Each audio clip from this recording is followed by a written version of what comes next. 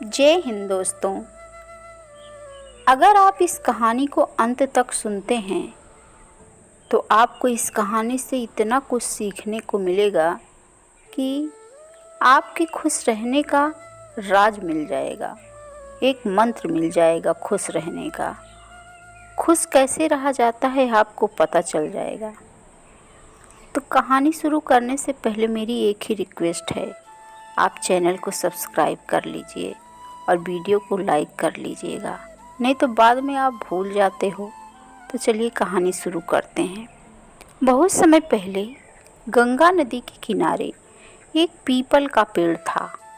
पहाड़ों से उतरती गंगा अपने पूरे वेग से बह रही थी। अचानक पेड़ से दो पत्तियां नदी में गिर गईं। एक पत्ता एक कोण पर गिरा और एक पत्ता सीधा गिरा। जो पत्ता एक कोण पर गिरा हुआ था वह जिद पर अड़ गया और बोला कि आज चाहे कुछ भी हो जाए, मैं इस नदी को रोक कर रहूँगा, चाहे इसके लिए मुझे अपनी जान ही क्यों न गंवानी पड़े। मैं इसे आगे नहीं बढ़ने दूँगा। वह पत्ता ज़ोर ज़ोर से चिल्लाने लगा कि रुक जाओ, रुक जाओ, तुम्हें गंगा मैं आगे नहीं जाने दूंगा। लेकिन नदी अभी भी बह रही थी। नदी को पता भी नहीं था कि कोई पत्ता उसे रोकने की कोशिश कर रहा है। इधर पत्ते की जान खतरे में थी, वह लगातार संघर्ष कर रहा था। इस पत्ते को नहीं पता था कि बिना लड़े भी इसे उसी जगह जाना है जहां वह थक कर हार कर पहुंचेगा। लेकिन अब और तब के बीच का समय उनके लिए दुख और दुख का समय बन गया था। वहीं दूसरा पत्ता जो सीधा गिरा था, नदी के प्रवाह के साथ बड़े मज़े से बह रहा था और कह रहा था, चलो गंगा, मैं तुम्हें आज तुम्हारी मंजिल तक पहुंचाऊंगा। चाहे कुछ भी हो जाए, मैं तुम्हारे रास्ते में कोई बाधा नहीं आने दूंगा। नदी को इस पत्ते के बारे में भी कुछ नहीं पता था। वह अपनी लय में सागर की ओर बह रही थी। लेकिन यह पत्ता खुश और आनंदित था, क्योंकि उसे ऐसा लग रहा था मानो वह नदी को अपने साथ ले जा रहा हो। तिरछे पत्ते की तरह सीधे पत्ते को भी नहीं पता था कि वह नदी का साथ दे या ना दे। नदी वहीं पहुंचेगी जहां उसे जाना है। लेकिन अब और तब के बीच का समय उनके लिए आनंद का समय बन गया था। जो कार नदी से लड़ रहा था, यानी जो पत्ता नदी से लड़ रहा था, उसके पास जीतने का कोई रास्ता नहीं था, और जो पत्ता नदी के साथ बह रहा था उसके पास हारने का कोई रास्ता नहीं था। दोस्तों, यह कहानी हमें यही सिखाती है कि जिस दिन हम लड़ना बंद कर देते हैं उसी दिन हम जीना शुरू कर देते हैं। अब लड़ना छोड़ने का मतलब यह नहीं है कि आप सपने देखना बंद कर दें या उस पर काम करना बंद कर दें, बल्कि लड़ना छोड़ने का मतलब है कि आपको उन चीज़ों को बदलने की कोशिश नहीं करनी चाहिए जो आपके नियंत्रण में नहीं है। खुश रहने का यही मूल मंत्र है। दूसरों को बदलने की कोशिश में अपना जीवन बर्बाद मत करो, बल्कि खुद को बदलो। एक किसान अपने गांव की परेशानियों से बहुत दुखी था। किसी ने उसे अपने दुखों के निवारण के लिए बुद्ध की शरण में जाने को कहा, जो कुछ दिनों के लिए यहाँ कुछ दूर एक गांव में आए थे। वह निश्चय ही तुम्हारे सब दुखों का निवारण कर देंगे। यह सुनकर किसान बड़ी इच्छा से बुद्ध की शरण में गया, यह सोचकर कि बुद्ध उसे उसकी समस्याओं, मानसिक पीड़ा, तनाव और दुखों से मुक्ति दिलाएंगे। वह बुद्ध के पास पहुंच गया। उसने बुद्ध से कहा कि हे बुद्ध, मैं एक किसान हूँ, मुझे खेती करना पसंद है, लेकिन बारिश कभी भी पर्याप्त नहीं होती और मेरी फसलें बर्बाद हो जाती हैं। पिछले साल मेरे पास खाने के लिए कुछ नहीं था और इस साल भी अत्यधिक बारिश के कारण फसल को बहुत नुकसान हुआ है। मेरे पास खाने के लिए पर्याप्त भोजन नहीं है। किसान ने कहा, मैं शादीशुदा हूँ, मेरी पत्नी मेरा ख्याल रखती है, मैं उससे प्यार करता हूँ, लेकिन कभी कभी वह मुझे बहुत परेशान करती है और घर में लड़ाई झगड़ा होने से घर में क्लेश बहुत बढ़ जाता है, जिससे मुझे लगता है कि इससे अच्छा होता अगर वह मेरी ज़िंदगी में नहीं आती या मैं शादी ही न करता तो और अच्छा था। मेरे 2 बच्चे भी हैं। कभी कभी मेरे बच्चे भी मेरा अनादर और अवज्ञा करते हैं, मेरी बातों का, मेरी आज्ञा का पालन नहीं करते। मैं कुछ भी कहता हूँ वो सुनते नहीं हैं, जिससे मुझे बहुत ही दुख होता है। किसान लगातार बुद्ध को अपने दुखमय जीवन के बारे में ऐसी तमाम बातें बता रहा था। बुद्ध उस दुखी किसान की समस्या को ध्यान से सुनते रहे और बैठे रहे। अपनी ज़िंदगी की सारी परेशानियां बताने के बाद जब उन्हें राहत महसूस हुई तो वह चुप हो गए। अब उसके पास बताने के लिए कोई और समस्या नहीं बची थी, कोई और बात नहीं थी। अब वह चुपचाप बैठकर बुद्ध की ओर निहार रहा था और अपनी समस्या का समाधान पाने के लिए बुद्ध के उत्तर की प्रतीक्षा कर रहा था। लेकिन बुद्ध चुप थे। किसान ने फिर कहा, हे बुद्ध, मैं आपकी शरण में आया हूँ। कृपया मेरे जीवन की इन समस्याओं, इन मुसीबतों से मुझे छुटकारा दिलाओ। बुद्ध ने कहा, मैं तुम्हारी कोई मदद नहीं कर सकता। किसान आश्चर्यचकित हो गया। बोला, अरे यह आप क्या बात कह रहे हैं? सब लोग कहते हैं कि आप सबके दुख दूर कर देते हैं, तो क्या तुम मेरी समस्या हल नहीं करोगे? सब तो आपकी बहुत प्रशंसा करते हैं कि आप सबकी समस्याओं का समाधान करते हैं, सबको मुसीबतों से उबारते हैं। इसलिए कि मैं एक किसान हूँ, इसलिए आप मेरी मदद नहीं करोगे? बुद्ध ने कहा, मुश्किलें हर किसी के जीवन में आती हैं। जीवन में दुख और परेशानियाँ आना स्वाभाविक है। व्यक्ति के जीवन में अक्सर उसके कर्मों के अनुसार परिस्थितियां बदलती रहती हैं, जिससे सुख, दुख, निराशा और क्रोध आता है। नए रिश्तों का बनना, पुराने रिश्तों का बिगड़ना, रिश्तों में मिठास और कड़वाहट, ये सब सामान्य है। यह जीवन का हिस्सा है और यह जीवन का चक्र है।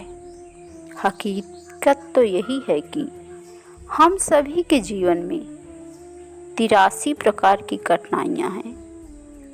इन कठिनाइयों का सामना आप और मैं नहीं कर सकते या कोई नहीं कर सकता। जिंदगी और जिंदगी में बनने वाले रिश्ते स्थिर नहीं होते। एक दिन रिश्तेदार भी चले जाएंगे और ज़िंदगी भी ख़त्म हो जाएगी, लेकिन ये समस्याएं वैसी ही रहेंगी जैसे आज आपकी ज़िंदगी में हैं और कल किसी और की ज़िंदगी में होंगी।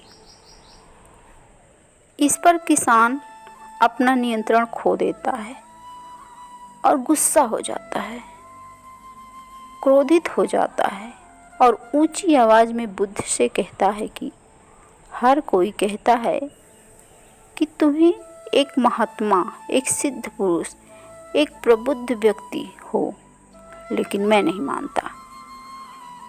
मैं इस विश्वास के साथ आया हूँ कि आप मेरी मदद करेंगे, लेकिन आप कह रहे हैं कि मैं कुछ नहीं कर सकता। यदि आप मेरी समस्याएं हल नहीं कर सकते तो मेरा यहाँ आना व्यर्थ हो गया। हर कोई झूठ बोलता है कि वे समस्याओं का समाधान करते हैं। आपने मेरी एक भी समस्या का समाधान नहीं किया। तुमसे अच्छे तो वह महात्मा हैं जो 2 वर्ष पहले मेरे घर आए थे। उन्होंने मेरे लिए यज्ञ करवाया, दान दक्षिणा दिलवाई और मेरे मन को असीम शांति मिली। कुछ सुख भी बढ़े और कुछ दुख भी कम हुए, लेकिन आपने मेरी कोई समस्या हल नहीं की। आपने तो सीधे तौर पर मुझे मना कर दिया। ये भी कोई बात हुई? आपको ऐसा नहीं करना चाहिए। सब आपके बारे में क्या क्या बोलते हैं, यही सुनकर मैं आया था आपके पास। बुद्ध ने कहा, क्या वह सब करने से जीवन के सारे दुख समाप्त हो गए? इतना कुछ करने के बाद भी अब आप इतने परेशान क्यों हैं? अब आप पहले से भी ज़्यादा दुखों से घिर गए हैं, मुझे लग रहा है। क्यों ख़त्म नहीं हुई आपकी परेशानियाँ? तात्पर्य यह है कि जीवन में दुख कभी समाप्त नहीं होते। किसान बोला, तो क्या मैं मान लूं कि तुम मेरी मदद नहीं कर सकते? यदि आप ऐसी छोटी छोटी बातों का समाधान नहीं कर सकते तो आपके उपदेशों का क्या लाभ? बुद्ध ने कहा, मैं तुम्हारी 84वीं समस्या का समाधान तो नहीं कर सकता, लेकिन हाँ, मैं तुम्हारी 84वीं समस्या का समाधान अवश्य कर सकता हूँ। किसान आश्चर्यचकित हो गया और बोला, 84वीं समस्या क्या है बुद्ध? बुद्ध ने कहा, यानी कि तुम अपने जीवन में कोई समस्या नहीं चाहते। आपकी सारी समस्याएं इसी समस्या के कारण उत्पन्न हुई हैं।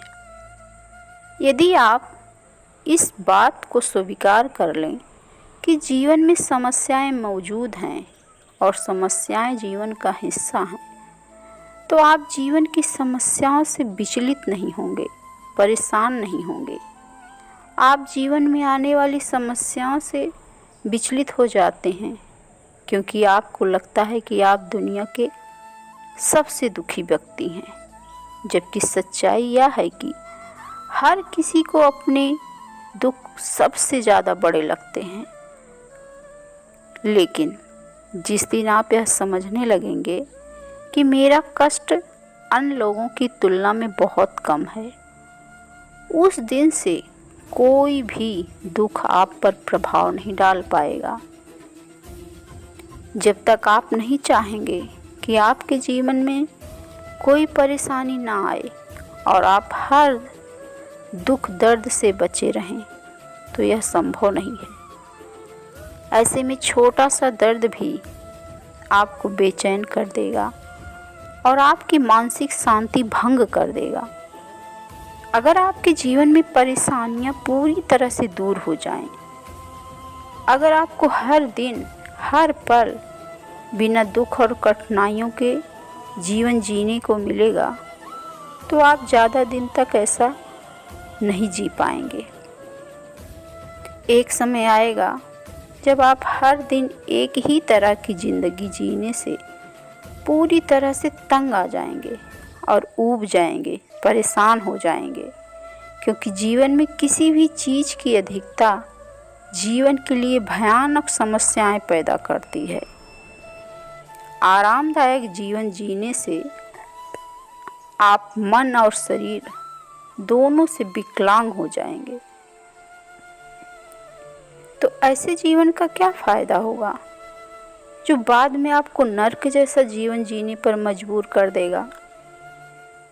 जिस तरह खाना खाने का असली आनंद तभी मिलता है जब बहुत भूख लगी हो, और पानी पीने का असली मज़ा तभी आता है जब बहुत प्यास लगी हो, उसी तरह जीवन के तमाम दुखों और परेशानियों को झेलने के बाद ही खुशी का आनंद मिलता है।